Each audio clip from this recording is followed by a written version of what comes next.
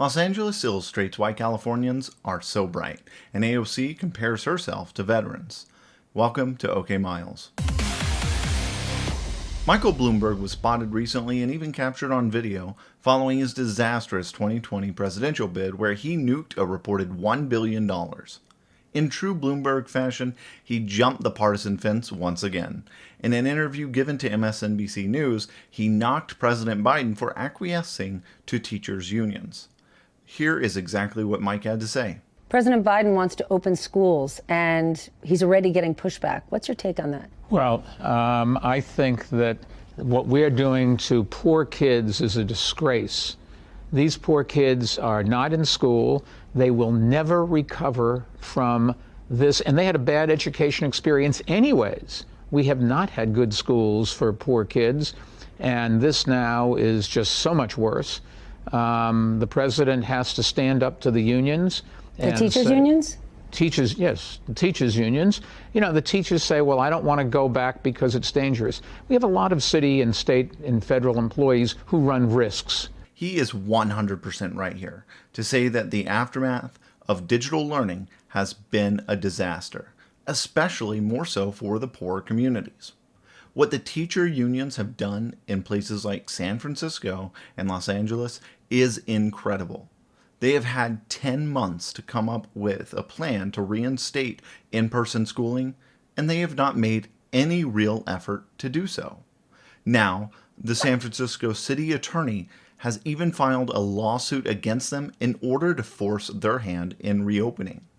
If you think that's bad, let's take a trip to the south end of California in good old Los Angeles, where apparently it is completely okay for schools to be filled with kids, just as long as they're not actually students. That's right, California is allowing the film industry to utilize a Los Angeles school for an upcoming Apple TV show with child-age actors. See, the difference here is that they are actors. Why risk a student's life when a child actor is much more expendable? Since we are on the topic of lives being put in danger, let's talk about Alexandria Ocasio-Cortez once again. I know I dedicated my entire last show to her, but since she is our favorite progressive to hate, we can't just outright ignore her. Recently, it was uncovered that AOC was not in fact inside the Capitol building at the time of the riot. Rather, she was inside the Capitol complex. If you're unfamiliar with our nation's Capitol, it is pretty large. So large, in fact, that it is connected underground. So while the intellectually challenged Capitol rioters were over here, she was in fact over here. That's quite a disparity from her claims of almost being killed. But what really took first prize in her daily stupidity challenge was when she tweeted out this nonsense this morning, comparing what she is going through now to that of the veteran community. Before commenting further, I want to elaborate a little more on my background. My last 2 years on active duty in the Navy were spent working in mental health, with active duty and veterans alike who faced considerably traumatic experiences. Obviously, I'm not going to divulge stories as that would be a violation of patient confidentiality.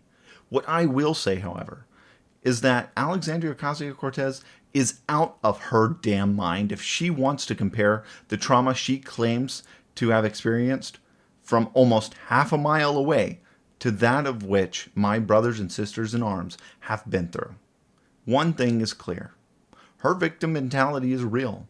Moreover, if she is this volatile to stress in her life without being victimized, I pray to God that she is seeing a mental health professional.